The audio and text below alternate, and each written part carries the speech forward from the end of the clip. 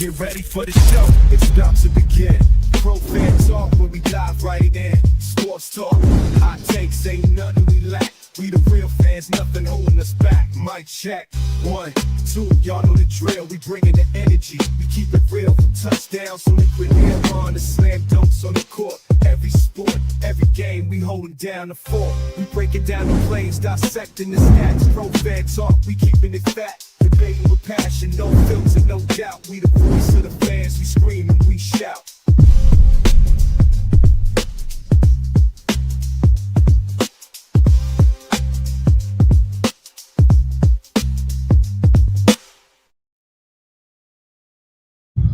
Good morning, good people. What's going on? Happy Christmas Eve to you. All like y'all know I've been having problems with my microphone lately, so I'm just making sure. Give me a thumbs up if the audio is clear. Carlos, first out the limo. What's going on? AJ Smith, Merry Christmas. What's up, Chris? What it do? Chris Bruce, Cam Jurgens, a Pro Bowler is yeah. Cam Jurgens, a Pro Bowler is crazy work. JD got snubbed. Yes, he did. Merry Christmas, go Birds. Absolutely. We're gonna talk about that. We're gonna get into the snubs and the Pro Bowl voting, all that kind of stuff. We're gonna talk about Shador a little bit, but not the way you think. Very interesting conversation around the Shador thing, because it does kind of apply with what we see here and what people want it to look like as opposed to what it actually is. So I think we got some things congruent with what's going on in Cleveland, kind of like in a philosophical and perspective sort of way. So I definitely want to get into that, some good conversations with that. The Bills are not a prove-it game Sunday. We Super Bowl champs act like, hey, I'm with you, man. I'm with you. Although it's not a prove-it game, but I mean, I guess you could call it that, because I'm looking at it from the standpoint of, to me, and this is when you get it, it's a subjective. This is everybody's own opinion. When you say prove it, that can mean different things to different people. For me, prove it, I understand that. I don't, because when you say prove it, does that, or do you mean to say like it's a must win or something like that? So there's different connotations you can take. When you say prove it, to me, I'm like, all I want to see is the offense be effective again. That's all I want to see. So prove it. That doesn't bother me.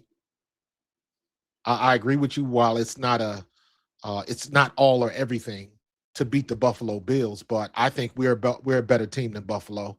If Cleveland would have had any type of offensive line play the other day, we over here bitching about our offensive line.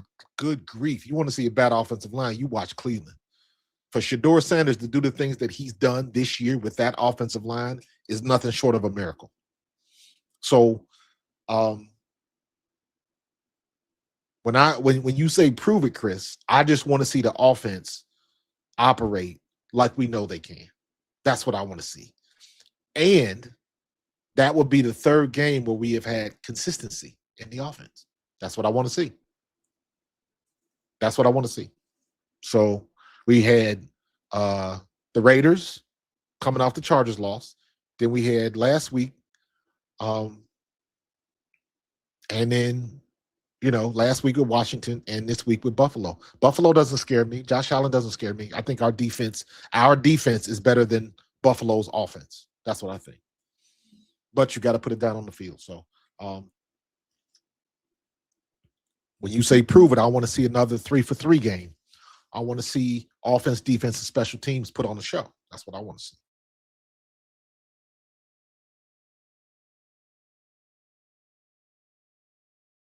That's weird. Now, every time, literally, watch this. I'll be talking, and then my mic's going to go.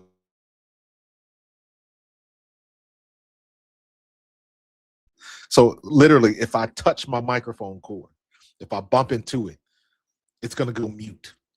That's why I got to get an XLR cable and hook that up to the PC. So, but in any case, been there, won that. I like that. What up, Mortis? Merry Christmas, man. Hope everything's good down there in Kentucky, bro.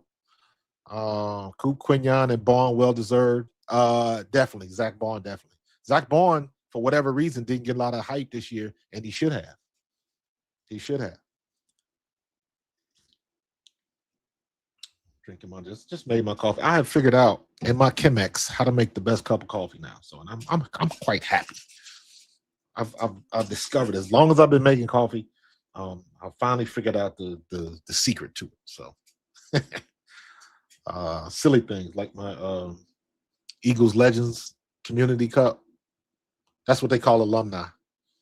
We the Legends community. They don't, for whatever reason, they can't say Eagles alumni, which is weird. It's a branding thing. I don't know if there's an NFL alumni association. I think there is. So it's in conflict. It's weird, but we are the Eagles legends. So if you see somebody with that logo on their shirt, they're alumni. I tried to pull that card yesterday. I ain't gonna lie. I was in one of the sports stores yesterday doing some shopping, and I found a gift, and I got to the register, and I was like, I said it real quietly. I was like, "Do alumni get discounts?" And the guy was like, "What did you say?" And I was trying not to be loud about it. I was like, "Do alumni get discount?" And the guy looked around like, "Really? I don't know. Do you want us to call our manager?" And I was like, "Nah. Like, don't do all of that. Don't do all of that." So I tried to flex on him, and it backfired and smacked me in the face. It's not something I do a lot, but it's Christmas time. You get every edge you can get. Facts. How did Cam Jurgens get a Pro Bowl nod and JD did not? Because it is a popularity contest. That's why. I don't look at pay attention to the All Pro vote. Pay attention to the All Pro vote. It is not the All Pro vote is voted on by players. So that to me carries more weight. But the Pro Bowl is the popular thing. When you look at somebody's career stats, what's the first thing you see? Such and such yards, such and such touchdowns, 6-time Pro Bowler, 3-time Pro Bowler. All Pro is underneath that. So it's a popularity contest. It always has been. There used to be some gravitas to it more back in the day, back in the 70s, 80s, even in the 90s. Because let me say it like this: to me, the Pro Bowl lost its potency when they stopped playing the game. I remember coming up in the 80s and even in the 90s, when you went to the Pro Bowl was a real game. The AFC and the NFC were going at it. Like, that was a real game, hard hits, you playing for the win, the whole nine. You had to make sure everybody played, but it's a Pro Bowl. Everybody was going to play. But don't get it mixed up. Them jokers was going at it. I'm sure you could probably go back and look at some point in time. There was probably some scuffles and fights and stuff like that in the Pro Bowl, because back then a lot of people didn't like each other. You didn't like your rivals. You didn't exchange jerseys and all that kind of stuff. So the Pro Bowl was a real game. Now everybody just get the free trip to go to Hawaii, and they don't even go to Hawaii no more. Now the and I don't think most people realize this. Now the Pro Bowl is a hassle.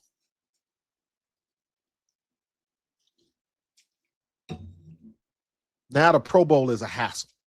So wherever the Pro Bowl is being held, I don't know where it's held now. I'm sure I could look it up, but that's how much it doesn't register with me. I don't watch the Pro Bowl. I haven't watched the Pro Bowl in years, because all it is two-hand touch, flag football. Now it's a fan thing, but they don't go to Hawaii no more. They don't. Wherever they play it, it's a fan event, and it's a hassle.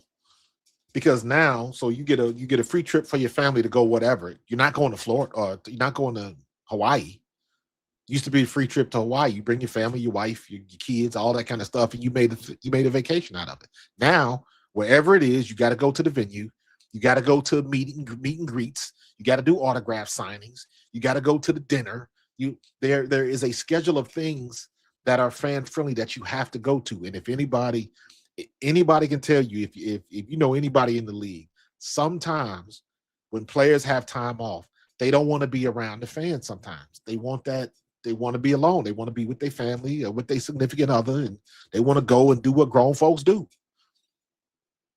They don't want to be bothered with, somebody tapping you on the shoulder for an autograph and crying kid and all of that type of stuff. They have all of those photo op moments. There is a million of them, good and bad.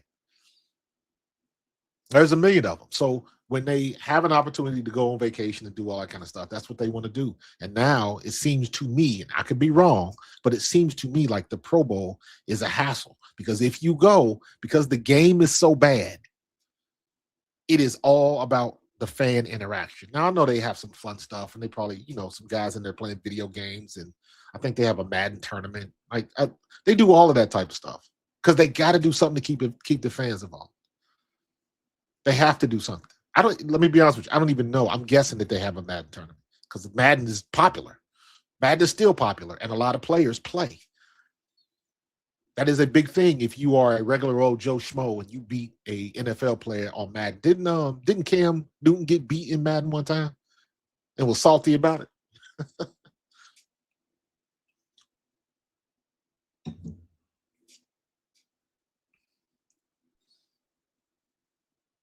Yeah, I didn't like the Pro Bowl before the Super Bowl. Yeah, I agree with that. It should have been the week before, and then obviously if you playing in the Super Bowl, you're not playing in the Pro Bowl. But now with the way schedules are and the way, like when you see Media Row now, that is next level stuff. That's next level stuff. So everything is scheduled, and I mean it's I would imagine it is very taxing for the teams because you got to be at this place, got to be at that place, got to be at this place. Your family can't stay in the same place. The security is off the charts. There's so many things to worry about now that we didn't worry about back in the day. So, I remember when the Super Bowl was in Atlanta in '93, and as a rookie, I didn't know that every team got Super Bowl tickets. Every player got Super Bowl tickets. I didn't know that. And I found out because all of a sudden we getting close to the end of the season. The Eagles ain't making the playoffs. And I got all of these vets wanting to give me like $600-700 for my Super Bowl tickets. Are you going? Man, I give you $800 for them. I didn't know. I was keeping them because my twin sister, and my girlfriend at the time lived in Atlanta. So I was going down there anyways. So I didn't sell mine. And then finally somebody told me, it was like, man, don't sell your tickets. Because you can get down to Atlanta and sell them for a hell of a lot more. What do you think? All these dudes ain't going to the game. They're going to buy your tickets and sell them for even more. So I ended up selling my tickets for like $3,000 down in Atlanta. There was 2, 3, and 4 full newspaper pages. Remember back in the day, if you wanted to advertise something, you took out a full page ad in the paper. Now just imagine, I mean, y'all don't read papers no more, but in the newspaper, it was like 4 pages of nothing but need Super Bowl tickets, buying tickets, name your price. It was like 4 pages of that. So I found a number, called the dude, we agreed upon the price, and I met him in one of the big hotels in downtown Atlanta. And he showed up with an envelope full of money. It was the weirdest experience of my life. I ain't gonna lie. It was weird that I'm giving you 2 Super Bowl tickets and you giving me, like, I think I sold them for like $3,800 or $4,000. I can't remember what it was. All I know is the dude gave me an envelope full of money, and I felt like it was in a movie, and I'm looking around like we got hidden cameras and somebody gonna jump on me or something like that. It was just a weird feeling. Like I was making like some type of illegal transaction, but it was on the up and up. I mean, I was scalping them, of course, but that's what everybody did back in the day. And people were happy to pay. So it was a weird thing.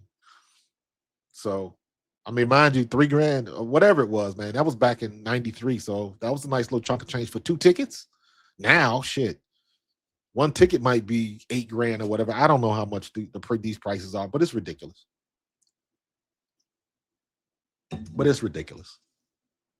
So I did, yo, Aunt, you're not far off, man. You not far off. That I felt like I was in. It was a scene from a movie. We was in a busy because we agreed. Um, we agreed that the uh, the place would be a hotel, and the something where a lot of people were, and it was a ton of people in there. And we met in the lobby. Told me what he was wearing, sitting on the couch, and we was all out in the open. And we kind of went to like a table, kind of like out of the cut. And I gave him tickets. He gave me the money. We shook hands. We talked for about 90 seconds, and then he was out. That was the end of it. That was the end of it. So, yeah, yeah. And now, mind you, think about it like this. This was before Airbnb was a thing. This was before that. Because I know a lot of people were like, man, I'm gonna rent an apartment down in Atlanta and then just sublet the apartment during the Super Bowl, or a lot of people did the same thing during the Olympics. They bought a place down there and then rented the place out and just made that charge triple the price during the Olympics. I thought about that, but I ain't had that type of money back then. But there was different ways to do it. So, but it's funny you say drug mule, man. It's all about the feeling, man. It was a weird feeling. I ain't gonna lie, it was a weird feeling. So,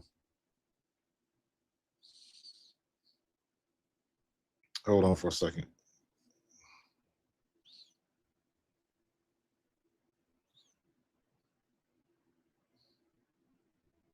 Wait a minute.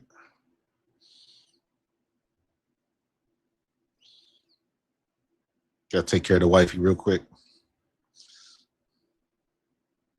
So yeah, man. Yeah, 3,000 is rent for some people now. Absolutely. You want to know what made me mad? Not mad, but I was like, man, I made the wrong team. So I got a twin sister. I went to Eastern Kentucky. My twin sister went to Kentucky State, we were 40 minutes away from each other. So she would always come to my football games, all that kind of stuff. EKU was arguably the party school in Kentucky. Basketball, you go to University of Kentucky, or you would go down to Louisville, and every school, Kentucky was like 30 minutes away from us, and Louisville was like just a smidge over an hour. So everything was close. And Kentucky State was like 40, 45 minutes. So everything was close. But EKU was the school that everybody would come to party at. But during basketball season, everybody went to UK. But I was in a frat, so every school was a party. Alpha's having a party at UK. Alpha's having a party at Louisville. You get the idea.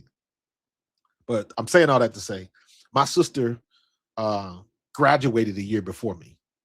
Now, we went to school the same year, but she didn't redshirt. She was playing volleyball, and then she ended up playing volleyball, basketball, softball, and she pieced playing 3 sports into a scholarship. My sister could get down like that. But I redshirted. So now she's a year ahead of me. So long story short, she graduates in 92. I graduated in 93. So when she graduated, she made a beeline down to Atlanta. That's where everybody was going. Atlanta. Freaknik was at its height. Atlanta was just the place to go. That was the cool place to go. So her and her girls, they got down to Atlanta, got an apartment. She started working, and she started her life. So I go to the Eagles. I'm up in Philadelphia. And I remember we was talking. I found a place. I lived down, if anybody's Carlos, you'll know this. I lived on Delaware Ave, where all the clubs were. Planet Rock. What's the club that Bahama Bay? Remember DJ Cool shot the video at Bahama Bay? I lived on that street. That was a long street. And there was apartment complexes right on the water. But I chose down there because it was a little bit more expensive, but it was close to the stadium. I didn't have to get on the highway. I could walk. It would take about 20 minutes, but I could walk to South Street. I could walk. So I was smack dab in the middle of it, but not like in the middle of it, but I was close enough to walk to it. And I could get to the stadium in less than 10 minutes. I was like, that is perfect. There was a thing. I did not want to go across the bridge. I didn't want to go across the Walt Whitman. I didn't want to live in New Jersey because I didn't know anybody. So I wanted to be close. Right. So I'm living on Delaware Ave, and these apartments on Delaware Ave, right on the water. Cool place, but was not ready for the winter. Living on water. That was, yeah, you better know what you're doing when you get into that, because woof. So I was paying like $750 plus utilities, right? Which really wasn't bad. But then you think 1993, yeah, it was kind of high, but I was doing okay making the Eagles. So I figured I could swing it. And I did. And then I talked to my sister. So my sister's living in Atlanta with roommates, with three. I think she had, I can't remember if she had just one roommate or, but in any case, she was living in a 2-bedroom bi-level apartment. And she was paying like $450 a month. And I was like, what? Like, I was so jealous. I was like, and that's when, like, things like that as a young person, that's when you learn the what it is for the cost of living. Like, you don't think about stuff like that. I think about stuff like that when, and I know I'm going all over the place, but when I was looking at when I do my content on my Hoops channel, talking about the WNBA and the new CBA and how the players want the teams to still pay for housing. And it's like, then you look at, the money that they were paying, they got a $250,000 contract over 4 years. So they making like 70 something a year. And I'm like, that ain't no money when you live in New York or live in Philadelphia or you live in LA and you got to buy an apartment out there and all of that type of stuff. So it just got me in this whole track of thinking. Your dad said we don't talk about Freaknik. What happened in Atlanta stays in Atlanta. It was, yeah. Yeah. We had the same thing up here in Philadelphia. They had, what was the big, I forget what they called it, but they had the park out kind of like out when you were going to the zoo. And I think I remember going there one year, and it was the same thing. It was just a big, like, block party style attitude. There was always a bunch of DJs out there and a bunch of people just showing up, driving through. Guys was flexing their cars and all of that type of stuff. Women wearing next to nothing because they was cute and in college. That's what it was. So, yeah, we don't talk about Freaknik. That's funny. It was some crazy shit going on for sure.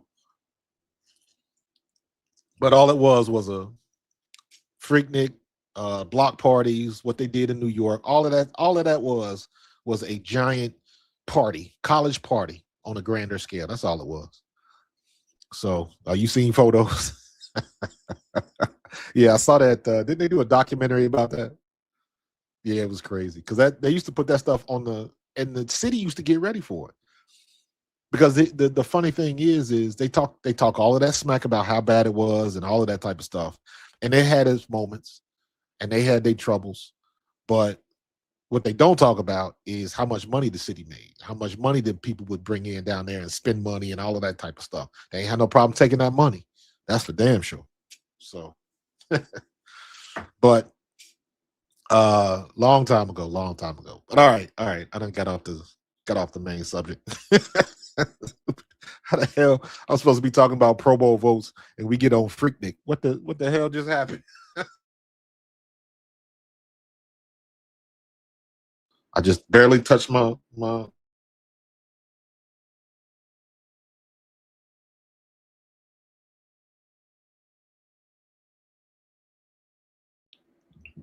trying to see if I can tape this thing to my microphone stand so I'll stop bumping it.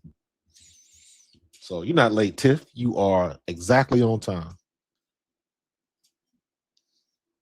It is all good. So let me see if I can find the Pro Bowl list. Yes, we already know that Cam Jurgens should not have been a Pro Bowl. Should not have been a Pro Bowl. Where I know I got one.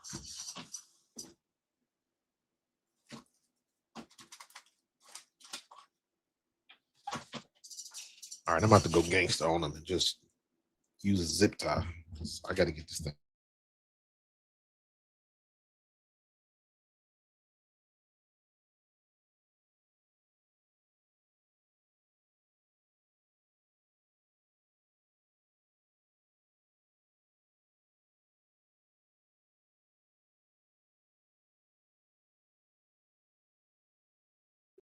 All right, that's better. So now when I move the mic, it doesn't turn off. There we go. Work smarter, not harder.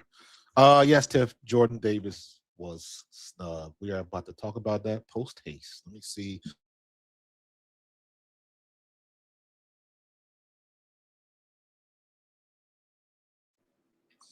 Pro Bowl list 2025.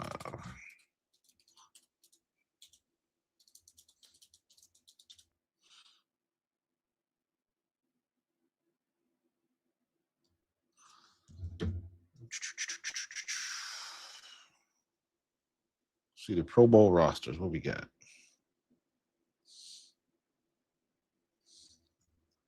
Let us see. Let me see if I can do my split screen. I created a split screen in OBS yesterday. There we go. That's not bad. It's not bad. Let me see. Okay.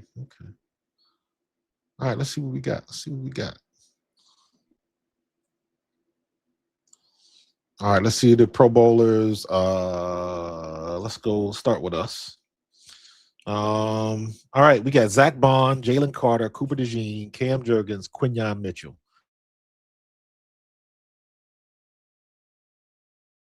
Obviously, I would put Jordan Davis instead of Cam Jurgens. That's what I would do. So, there were like Cam Jurgens. Let me preface this by saying that right out front, I am a Cam Jurgens fan. When we drafted Cam Jurgens, and he started the year after Jason Kelsey retired, and you next to never heard his name mentioned. That means you are playing, you're not getting no penalties, you're doing what you had to do. Cam Jurgens came in and did work, and he was worth the pick. Jason made the right pick. I don't know what's going on with him. I don't know what the extent of his injuries are now, but clearly something is not right. Clearly something is not right with Cam Jurgens. And I'm all for being gritty. I'm all for playing through it and things like that. However, if it's costing your team, you got to sit them. And then I never thought I would say this, but this is where you got to look at Jeff Stoutland and say, maybe you need to make a move. Or maybe the move is already made. Maybe there's something going on with Brett Toth, because when Brett Toth played center, he was pretty damn good. Now, when Brett Toth played left guard when Dickerson was out, that was not good. That was bad for business. He was a turnstile. He was not good at left guard. He was much, much better at center. So I was like, maybe we need to pull. Let's sit Cam Jurgens down these last 2 weeks and let him get some rest so he could be rejuvenated for the playoffs. Whatever his issue is, if it's a back issue, if it's a knee, heel, whatever it is, let's figure out a way to get this thing settled. So, yeah, that's the only thing that, I mean, it is what it is, man. We ain't gonna never be happy. It's a popularity contest. We know that. I saw the article. Everybody was crashing out because Travis Kelsey got all of them, like 157,000 votes. And I'm like, what did y'all think was going to happen? He got the whole Taylor Swift fan base on lock. And you think they ain't going to show up? Like, y'all still whining about that? Y'all still mad about that? Like, y'all should have been got over that. So, I don't know. People get, yeah, Tiff, it's the all pro is what I kind of mentioned that earlier. The all pro vote is what matters. So that's a little bit tighter because you're being voted by your peers. So that's what it comes to. You think top office came down? If he can play, he's playing because the new contract. I don't think that, because at the end of the day, it's not about the contract. It's about who's the best. I know he's the best player when he's healthy, but right now he is not.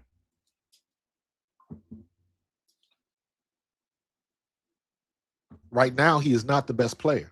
He is not the best center, because in my estimation, I don't think he's healthy. So it makes, like I said, I'm all for being gritty and playing through the pain and showing how tough you are. But if you are going to step on that field, I have expectations for you. And I always use this example. Always, always, always. When we played the Chiefs in the Super Bowl, and Caliendo was at left guard, he had been getting used and abused all year. And I was like, I don't know what y'all are looking at. Our defense is going to kill him.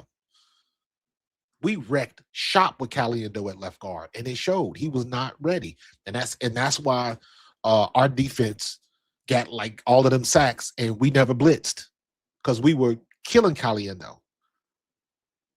And then who did they bring? What's the name? Tooney. They brought Joe. I think his name was Joe Tooney from the right side. Now this guy is going to be probably end up in the Hall of Fame before it's all said and done. And they brought him from right tackle and moved him to left tackle to help Caliendo. So now you got one guy that's not good enough, and the other guy who is a excellent offensive lineman, but now he's playing out of position. And you got his backup on the right side. So they were already at a disadvantage because of Caliendo. That's the situation I see Cam Jurgens. I know Cam Jurgens can play. I know he can play. He was a Pro Bowl last year. I know he's worth that. But right now, it is very disingenuous to say he's a Pro Bowl type player. He is not. For whatever reason, whatever injury he's got, whatever he's dealing with. I refuse to believe he's 100% and he's playing. He's dishing out Olay blocks. That's not it. So, yeah, Tooney was on the right side. Was he a tackle or yeah? They moved in the left tackle. But Tooney's probably going to be a Hall of Famer after he's done playing. Tooney was that good, but now he was playing out of position. So we took advantage of it. We took advantage of it. That was my point. If you're not playing to your strength, you're a liability. Your liability. But like I said, Zach Bond, Jalen Carter, Jordan Davis should have been in there. Maybe Jordan Davis will get in as an alternate. Coop, Cam, and Quinyon. Quinyon and Coop, that's going to be a duo until they retire. Until they retire. The Eagles have had a very good history of defensive backs. A very good history of defensive backs. Even back when I played, we had Wes Hopkins. We had Eric Allen, who just went into the Hall of Fame. I was so happy to see that. That was the first time I can remember seeing one of my teammates go into the Hall of Fame. Loved it. I think Seth should be in there because Seth is one of the few 2020 linebackers to ever play, but that might take a little bit more time. But I believe Seth should be in there. So, but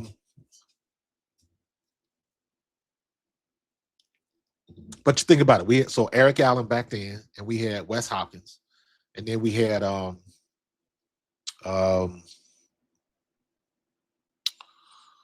Dawkins, Lito Shepherd.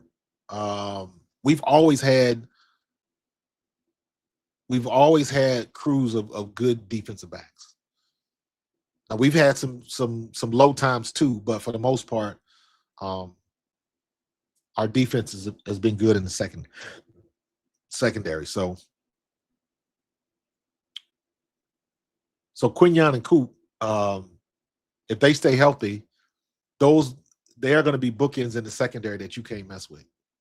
Eventually, we'll come off of Reed Blankenship, but I think Reed Blankenship is going to be another one where people just don't talk about him, but he's solid. When Reed was a free agent and ended up starting at free safety or strong safety or both of them, moving them around. But the thing with Reed Blankenship picked up the defense and could put people. Reed Blankenship, and I always say this: Reed Blankenship is not the fastest, um, but Reed Blankenship knew where he was supposed to be on the field. That's the difference. You can make up a step if you know what you're supposed to be doing. And Reed Blankenship was that dude because it just seems like he picked up the defense quicker than anybody else, and he was always where he was supposed to be. Sometimes you don't have to be the biggest, strongest, fastest. You just got to be the smartest. And what do I always say? When you are on that field, if you can get on a NFL field and not have to think about what you're supposed to do, you'll probably be the best guy on that field.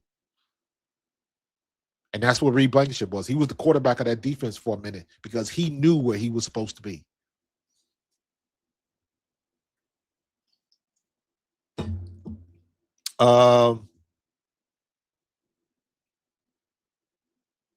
Jalen, yes, I agree, Robert. Jalen Carter probably shouldn't be on the Pro Bowl, but again, let's just come to grips with the reality that it is a popularity contest. So when you're talking about defensive players on the Philadelphia Eagles, Jalen Carter's name is always going to come up because of what he looked like his rookie year, because of what he looked like his second year, all of that, because of what he did last year during our Super Bowl run. He's going to be. That's the way it's always worked. That's just the way it is. Do you think? I don't know. Think of. You think Lawrence Taylor, when he got towards the end, always deserved to go to the Pro Bowl, and some of the big name guys that we hear about all the time. You think they deserve to go to the Pro Bowl? No, you just knew the names. And I think Jalen Carter got his name out there, and he played well enough to attach his level of play. And people remember, I said this last year. Heck, I said this is rookie year. He is a game plan, and normally that doesn't happen. You're not game planning on a rookie, but that's how good Jalen Carter was.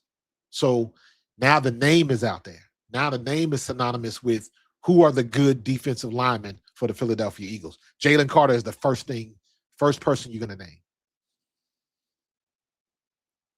First person, even though we had Josh Sweat, even though we had what's your boy that went to New England?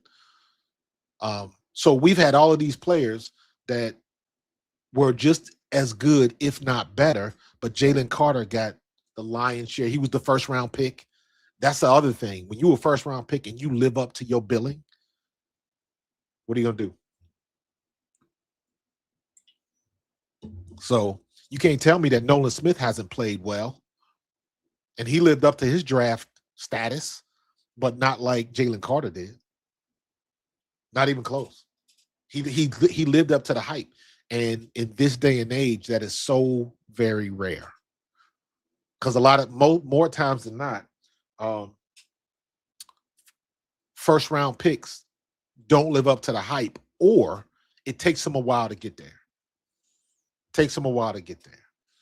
Yeah, man. Troy Vincent, Quentin Michael. Yeah, you know what? I got to reach out to Q. I had him on my podcast a long time ago. I got to see if I can get him back on again. He used to be, I don't know if he's still in the area. Malcolm Jenkins, of course, Michael Lewis, Bobby Taylor, Asante Samuel, Sheldon Brown. Yeah, man. And of course, B-Dog. Yeah, we've always had good DBs, man. Namdi Asamoah. Psych, I'm just playing. I'm just playing.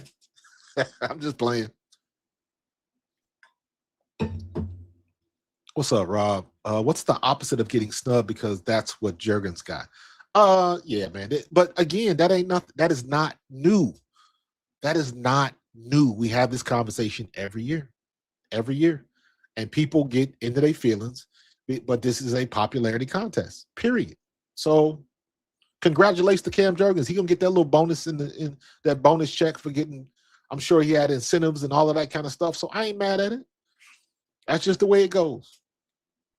That's just the way it goes. Um, yeah, yeah. But Jalen Carter he gotta stay healthy. He gotta stay healthy. Dimitri Patterson. You gonna get names, man. It's just like, yeah, yeah. So like just look at the Washington Commanders. They got a punter. They had a punter in the Pro Bowl. Look at this. Kevin Byard. We had Kevin Byard here and we let him go. We should have kept Kevin instead of Dan Keely Ringo. Ain't it funny how these things work out? Kevin Byard makes it to the Pro Bowl. Joe Tooney, we was just talking about him with Kansas City. Now he's another Pro Bowler, his fourth Pro Bowl. Once he leaves Kansas City, ain't that something? So Detroit, Campbell, Jahmyr Gibbs deserved it. Aiden Hutchinson deserved it. Aiden Hutchinson coming off an injury too. Penny Sewell, in my opinion, didn't have a great year. Got hurt, but you know the name, and you're not gonna argue with that. You're not gonna argue with Penny Sewell. So I'm on Ross St. Brown, absolutely. Micah Parsons. Did Micah Parsons have a Pro Bowl year before he got hurt? I would argue that he did, but I think Micah Parsons is going to be one of those people for the most part, because again, this is a popularity contest, so people go on the website and vote, and a lot of those people that vote don't watch football. They look at football, they don't watch it, they don't study it. So who are the names that they know? Travis Kelce, Micah Parsons, Patrick Mahomes. Did Patrick Mahomes make the Pro Bowl? Should he have? You know what I'm saying? J.C. Horn, okay. Antoine Whitfield, Tristan Wirfs. Cardinals, Buda Baker, absolutely. Trey McBride. Remember when we was trying to get Buda Baker to come to Philly? Puka Nacua, absolutely. Matthew Stafford, absolutely. Jared Verse, absolutely. And Byron Young. 49ers, Trent Williams. Did Trent Williams have a Pro Bowl year? Or does everybody know the name Trent Williams? Like, he's voted in by default. Kyle Usage, Kittles, absolutely. McCaffrey, CMC, absolutely. Long snapper, Seahawks. Sam Darnold got to the Pro Bowl. DeMarcus Lawrence, Rashid Shaheed, Jackson Smith, Njigba, Leonard Williams, Devin Witherspoon. I think 6 for 6 across the board. So, yeah.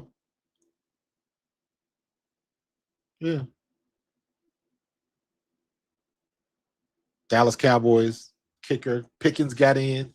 Prescott got in. I crashed out on Dak Prescott, though. I don't know if y'all saw my little short about that. Like, Dak Prescott, another year, 4,000 yards, 1,000-yard rusher. You had all of these. You got George Pickens and CeeDee Lamb, and you're going to be in Cancun again. And they penalize the Eagles because we put together a good team. They want to penalize us for that. And that's just proof that having a good quarterback, having somebody that can sling the ball around, does not mean you're going to the playoffs. Does not mean you're going to win a Super Bowl. Doesn't mean one thing. You got to have a good team. You got to have a good team. Kevontae Turpin should have been on there, in my opinion. I think Kevontae Turpin is still the best return man in the game. Plus, I got affinity for Kevontae Turpin because I watched him in the XFL, and somebody like me that played in the World League, and to see him be the MVP of the XFL and then get his shot with Dallas and become one of the most dangerous return men in the league, I love it. Love it. I can't hate on. I know he played for the Cowboys, but I cannot hate on Kevontae Turpin because that's, I understand that journey. I understand. I went through that journey. didn't end up in the same place, but I went on that journey, so I understand how important it is for somebody like him playing in the XFL to finally get his shot. And then you looking at them people like, I was doing this 3 years ago. How come you didn't see me then? How come y'all just you put all them people ahead of me? That is a thing that you go through.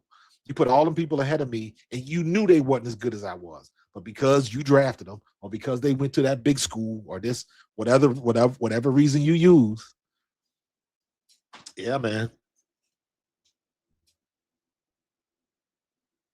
Brian Burns for the Giants, of course, Eagles, the Minnesota Vikings. Minnesota Vikings didn't have anybody. Justin Jefferson didn't even go. Wow. Falcons. Bijan Robinson is going to be one of those guys that always get voted in now. I think he's got that gravitas behind him, and he's that good. If he ever goes to a different team,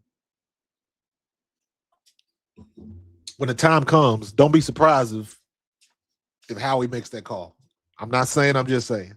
When the time comes, not the time right now. We still got about 2 more years.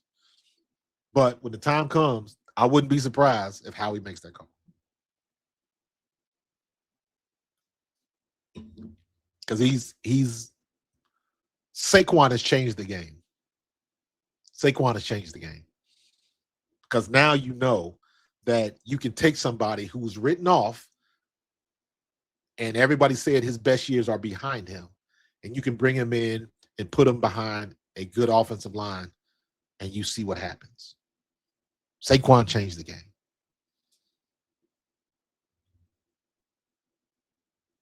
J.C. Horn, we talked about that. The Saints didn't have nobody.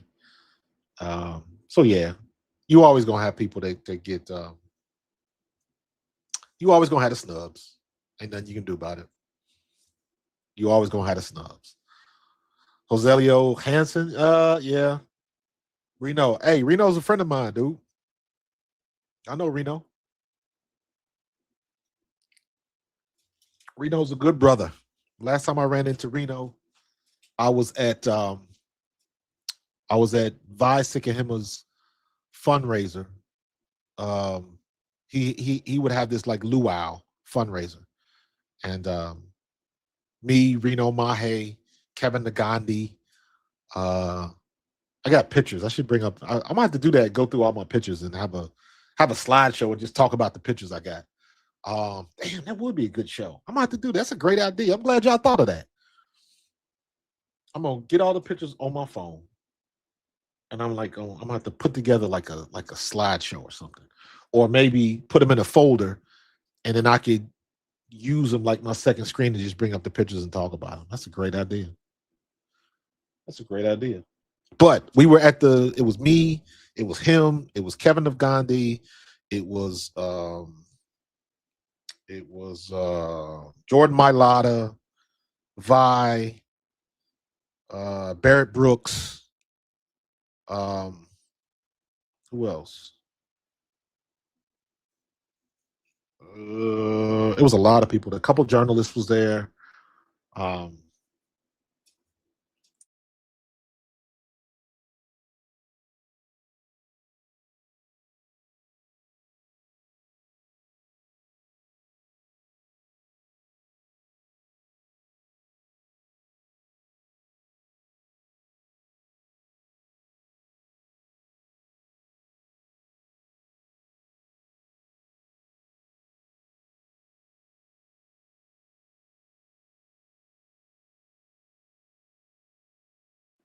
That's why you take the phone call, man. That's when you take the phone call. People be taking care of you. One of my very best friends lives 2 houses down. He always makes pies for the holidays. He was like, man, you're 90, come down here and get you. He makes sweet potato pies. It's like, come down here and get your pies. I was like, bruh, I'll be done soon. Tiffany, I did not watch Hard Knocks. What happened? Fill us in. What happened? Ant says, I may be in the minority, but I love Jalen Mills, bro. Was the walking the corner of next play mentality would get beat and be dog next play, steal up a step rather. I don't disagree with that. I thought they were going to try to bring Jalen Mills back we were having problems. I would have definitely loved to have Jalen Mills instead of. I can't say that because at the time I was a fan of Keely Ringo. I thought Keely Ringo was the next iteration of Jalen Mills, big, fast, physical. Um, yeah, I would have loved to have the Green Goblin back here, man. Absolutely. Uh,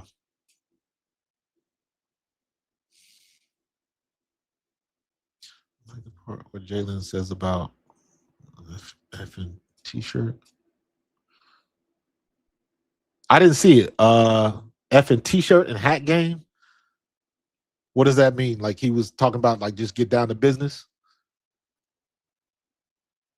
We used to old school. We used to call it a lunch pail game. Just bring your lunch, bring your hard hat in your lunch pail, because we gonna put work in. That's what we used to say. But I'm assuming that means the same thing. Effing t-shirt and hat game. Yep. Throw on your t-shirt, throw a hat on, and let's go to work. Turn your hat on backwards, and we're gonna get dirty out there. So I don't. You know what, Tiff? I don't. I just am not a fan of Hard Knocks. Not a fan. I watched the one first episode of the NFC East. That was it. And after that, and the only reason I watched it was because everybody was talking about it, and I wanted to do a video about it. And I was like, that's not right if I'm gonna talk about the reaction. And I didn't even watch the show, so I watched that episode. That was it. That was it. So, um, like division shirt and hat championship. Oh, I got you. Okay, I understand. It's a t-shirt and hat game. Yeah, you win it, they give you a t-shirt and hat, and you keep it moving. I got you. And I like that mentality 100%, because you can't. Who was that? Elliott Shore Parks that was talking about when the Eagles lock up the NFC East, they should absolutely celebrate with champagne and all that. I was like, dude, what the hell are you talking about? Nobody does that. Nobody does that. Don't nobody wear the conference championship rings. Nobody. You don't wear your NFC championship ring or your AFC championship ring. I tell people, don't buy me an NFC championship shirt. Don't do that. I don't want that. I will. You see what I'm saying? This is the only thing I want. This is the only thing I want. If it doesn't say this, just give me something that says Eagles on it. But if it don't say Super Bowl champions, I don't want to talk about conference champion. I want to talk about that. And that's real. That's real. So hold on, let me get on.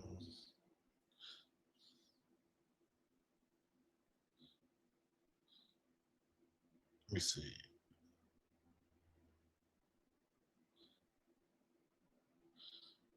I'll send a message real quick. But yeah, that's yeah, on a mission. And Tiff, I'm glad you mentioned that. I'm glad you mentioned that.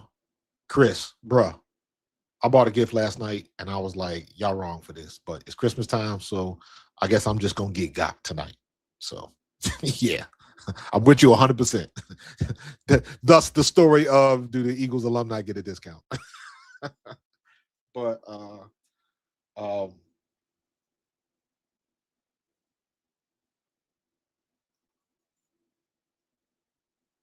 on.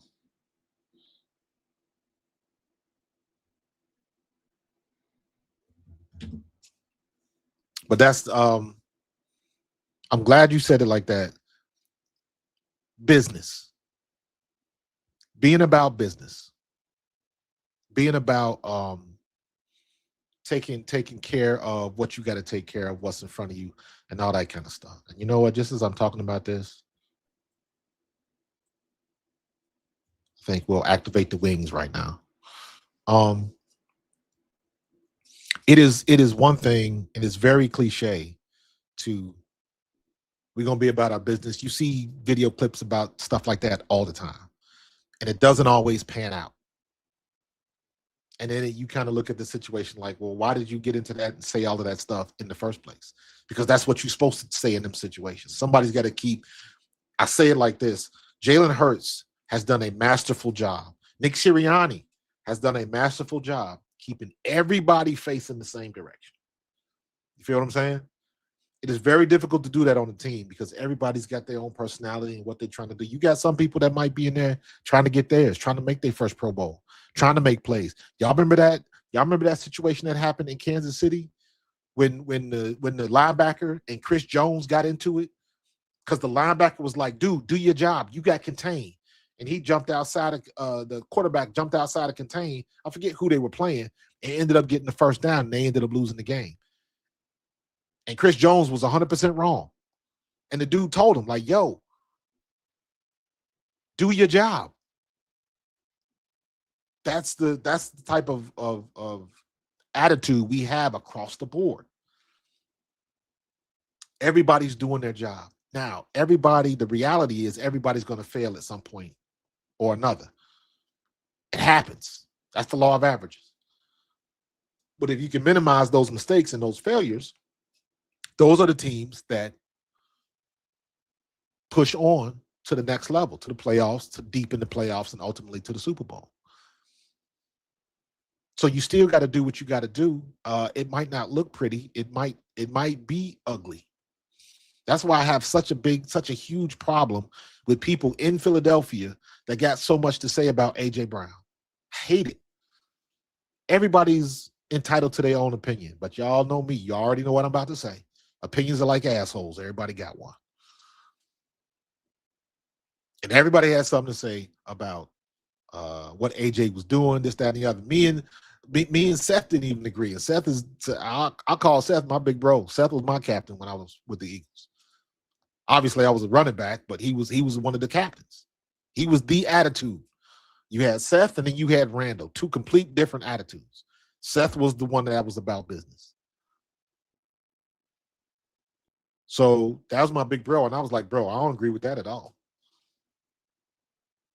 But don't mean we don't love AJ. You know what I'm saying? It don't mean just have a different way of looking at it. And it don't mean Seth didn't love AJ. He was just very critical about some of the things that he was doing. And I understand that. I just didn't agree with all of it. Because I'm looking at it from a standpoint of I understand AJ's journey. I understand what he's been through with the mental health and the suicide and all of that type of stuff. You have to factor all of that into play. You must. Because if you don't, then that's disingenuous on your part. Because that means whatever experiences AJ has had to make him this guy at this particular moment, you're discounting that. You're acting like it doesn't matter, and you cannot do that.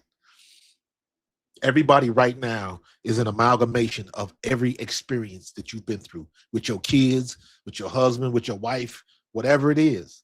You are who you are at this present moment in time because of everything that you've been through as a baby, as a toddler, as a child, as a teen, as a young adult, as a grown adult, and as a older adult. All of that makes up who you are right now. So you can't discount any of it.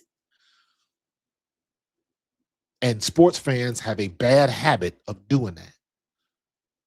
Because if that didn't exist, we wouldn't have got the AJ Brown that had the 5 consecutive games with 125 yards or more. Those experiences made that dude make them catches. So it can't be just when you want it. And I think people forget that. People forget that a lot because everybody wants somebody to pick on. Everybody looking for the low-hanging fruit. Or they want to pick the fruit off the ground. And you know what happens with fruit on the ground? Y'all know what happens when you eat fermented fruit, right? You get drunk off of it. When you get drunk, you're not in your right mind. So you're not thinking of everything you're supposed to, or you're not thinking about what you should or shouldn't say. And people don't give a damn. I do.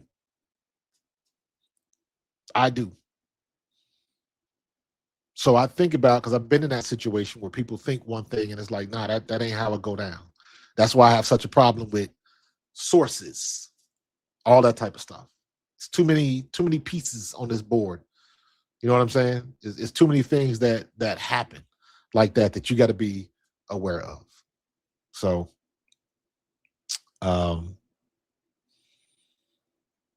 but we're in a good spot. We're in a good spot. I want that defense to just destroy Josh Allen. I want our defense to just destroy him. I want Josh Allen to be. I want this game to be like when we played Tennessee a couple of years ago, and we held Derrick Henry to like 30 yards.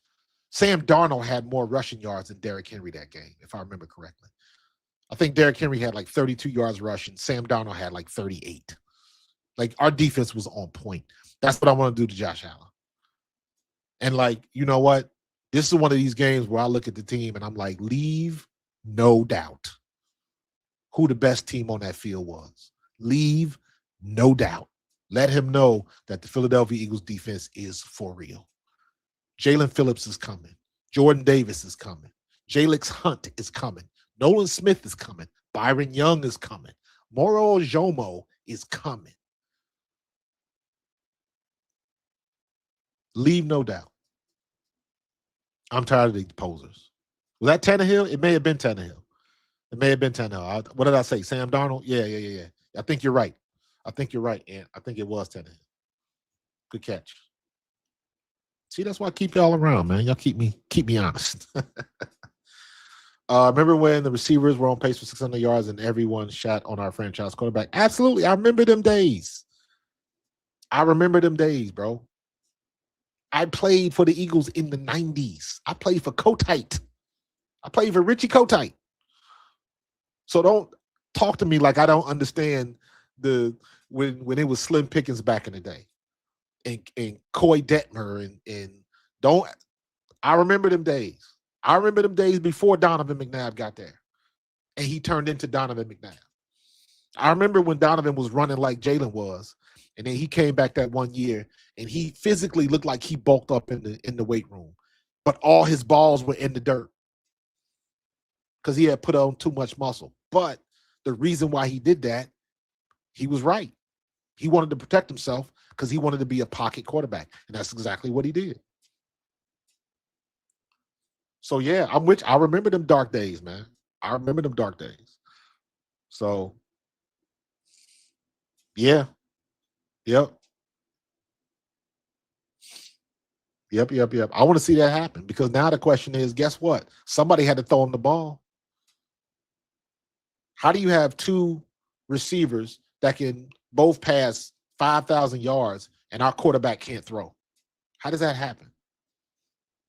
Still trying to figure that out.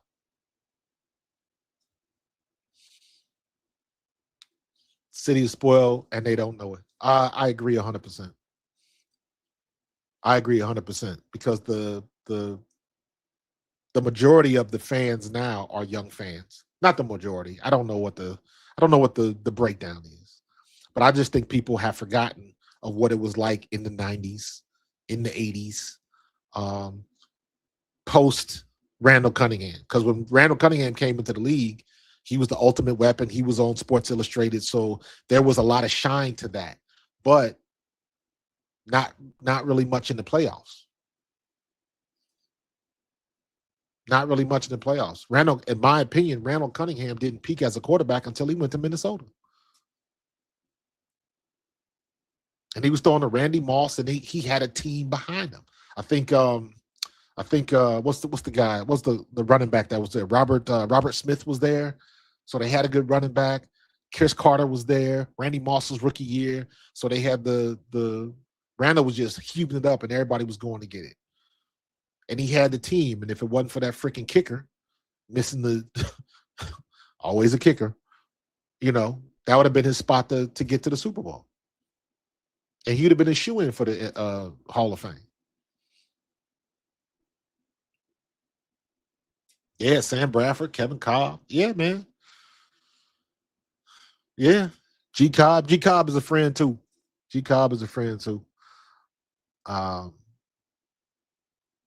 They don't remember Greg Ward, Quez Watkins.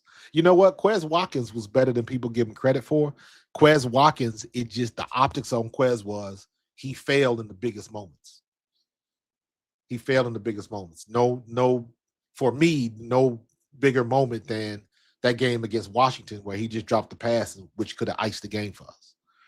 So, yeah, Cunning when Randall, let's very surreal moment for me in my football career. Now, mind you, I graduated college in '93. John Madden, the first Madden football came out in '89.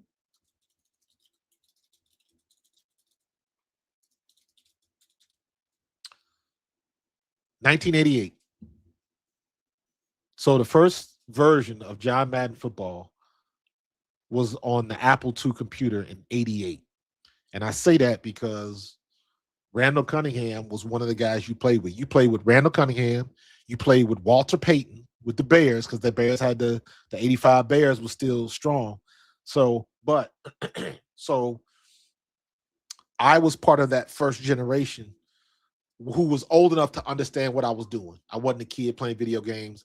I was a teenager. I was 16, 17, 18. I was 18 in '88.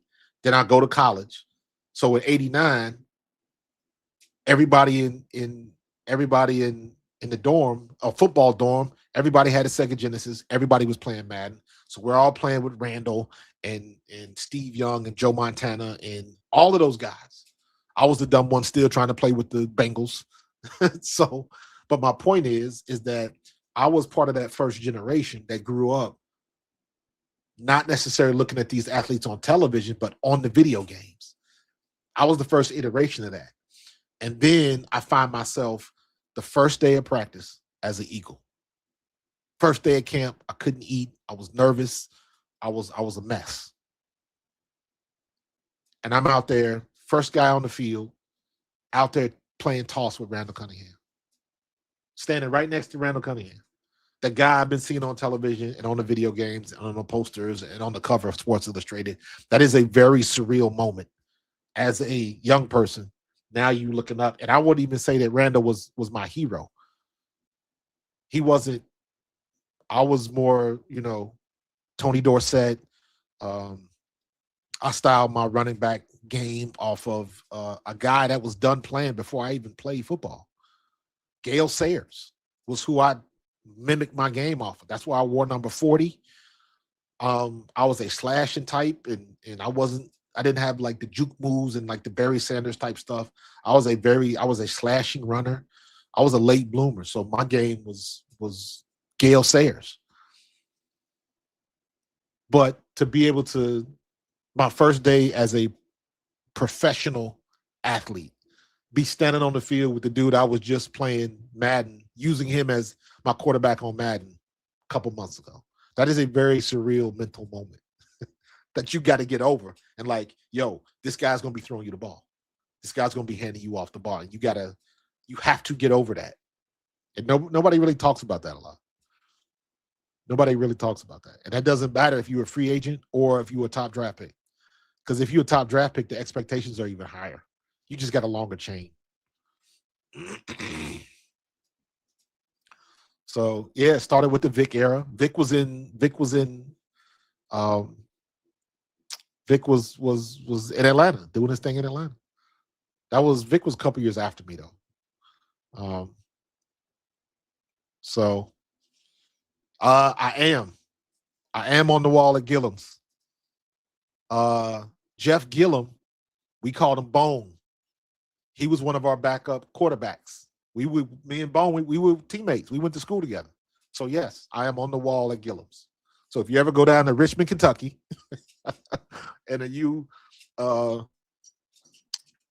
in the town that houses Eastern Kentucky, and you go to a restaurant called Gillum's, that is Jeff Gillum's restaurant. Jeff Gillum's was one of our backup QBs.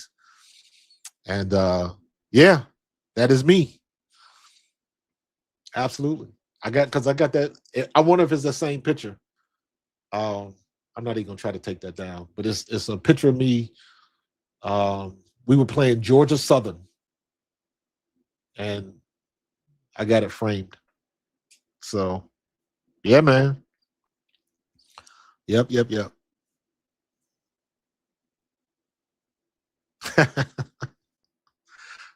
Yeah, I haven't. It's been a minute since I've been down to Richmond, bro. It's been a minute. Because I don't even get a chance to go down like for homecoming and stuff like that. Because I see my frat brothers down there. I just don't ever because that time of year is my busy time for work. So I never get an opportunity to go. So, and if I'm gonna do that, I'm going home. I'm gonna go to Cincinnati and chill out and see my people. So just logistically, it just doesn't work out for me. But it's all good. Best burgers. That's what's up. That's what's up.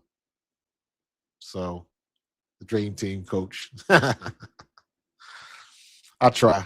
I try. I tell hey, I'll tell anybody I could tote that rock, man. I had skills when you give me the ball. 6.7 yards of carry for a career. I wasn't no joke. I wasn't no joke. When I left college, I was the all-time leading rusher in one double A history. Football was what do they call it now? Football championship subdivision or whatever it is. They should have just left it as one double A. Yeah, I was the all-time leading rusher in one double A history when I left college. I could tote that rock, man.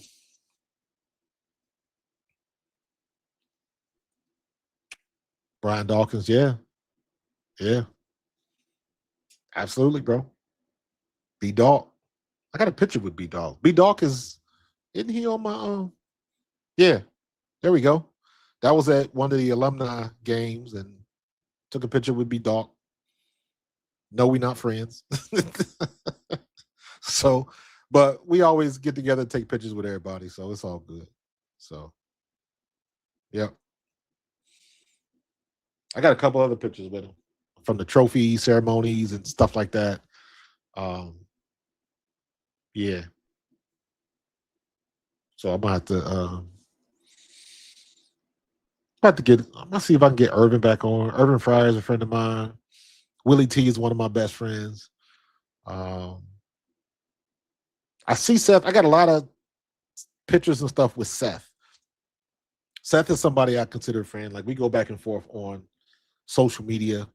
I've reached out to him and we've been on like podcasts together. Because one time, me and him got on a podcast together, and we thought it was a podcast for one of the guys we used to play with, and he had the same name. And then when the guy came on, we were like, clearly this is not who we thought it was, and we both just got. It wasn't like the dude was trying to smoke us or get over on us. We talked football. It was cool. We made the most of it, but we were like, clearly that wasn't who we thought it was, but it was all cool. So um, yeah. He's still mad about Namdi Asamoah. You know what? I learned a lesson about Namdi Asamoah because Namdi Asamoah was good in Oakland. He was good when he was with the Raiders. And when he came to the Eagles, how come he wasn't good? It wasn't like he just stopped. He didn't know how to play football anymore. He wasn't good in Philadelphia because they did not play that defense that he had in Oakland. And he was a complementary piece for what he did with the Raiders. And it didn't work out that way. They wanted different things from him in Philadelphia, and it just didn't work out. Didn't work out. Yeah, yeah, yeah. He did tailgate for the Washington game because he played for Washington. Yep, yep. Also, John Booty. John Booty played for the Redskins too. Also, I got a picture. I'm sure you guys have seen that before. I know I got a picture in here. This is one of my favorite pictures, man. That's why I can't like hate the Redskins. But hold on, I'm gonna find this for you. Let me see. Let me see. Hold on. Hold on. Where's my folder? If I still got that in there.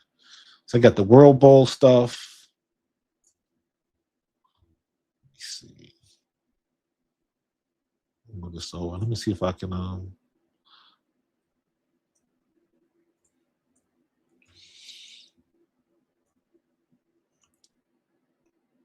Uh-oh. Let me see if I can.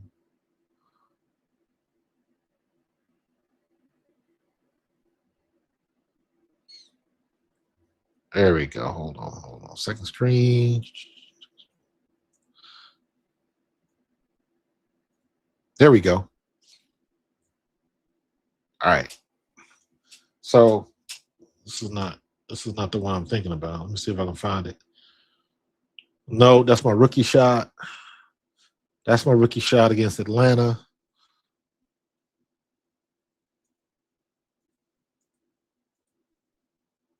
That was at one of the alumni games. So that's me and Jason Dunn. That's Urban right there. Me and Jason Dunn. Jason Dunn played here for 4 years. But me and Jason Dunn played together at Eastern Kentucky. He's from Kentucky. He was Mr. Football in Kentucky. When Jason Dunn came out, Jason's freshman year, he was a freshman when I was a senior. I was a graduating senior. So we played 1 year together. He played as a true freshman. He was like 6'3", 195. But the dude could run like the wind. And then they got him in the weight room, and he turned into one of a very good tight end in the NFL. That's me and Vaughn Hebron. Me and Vaughn Hebron and Tommy Garlick. We all were rookies together. Funny thing about me and Vaughn ended up winning Super Bowls with the Broncos. Him and Seth won the Super Bowl together. But the thing about me and Vaughn was me and Vaughn were both free agent running backs. And to have two free agent running backs make the team as undrafted free agents never happens. And we both made it. We both made the team that year. That's me and Howie.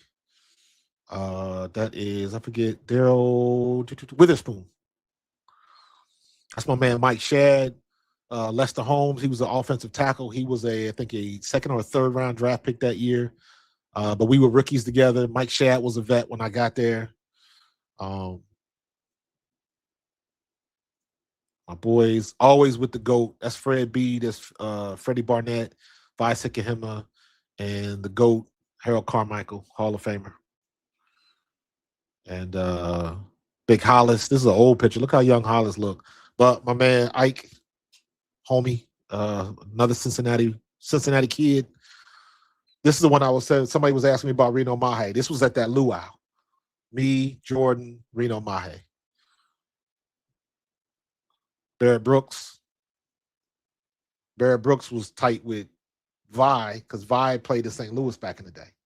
And Barrett Brooks grew up in St. Louis. Kevin Nagandi and the GOAT.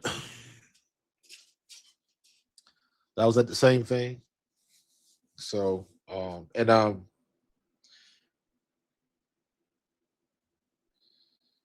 was Ray Dinger. So I always like Ray Dinger because somebody introduced me to Ray like I had never met him before. And he was like, I remember you. You know, we shake hands, you talk football. And Ray is a good dude, man. Ray is a good dude. Me and West, B West. Me and Reno again.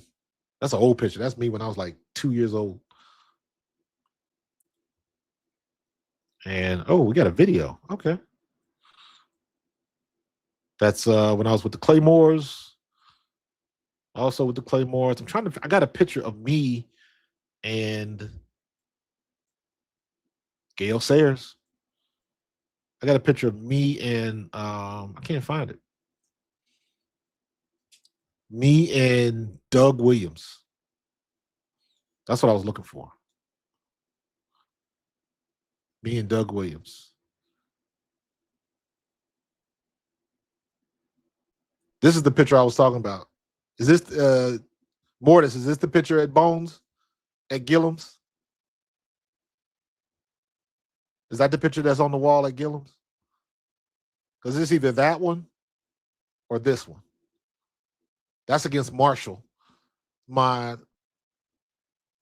That was my true freshman year. I think. Can't remember. Because my redshirt freshman year, I rushed for 300 yards against Marshall. But in any case, yeah, we'll go through some of these one of these days. That was fun. I don't want to spend all the time doing that. I'm about to go get something to eat. But uh-oh.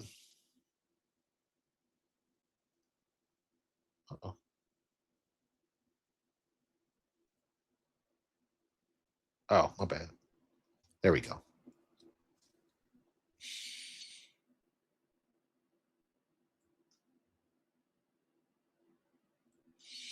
Back to the apartment. So Oh, he was pitching the ball to me. I got you. Okay. So that might be something that he had. That might be something that he had. Okay. Okay. Bone was in the picture too. Got you. Got you. So, all right.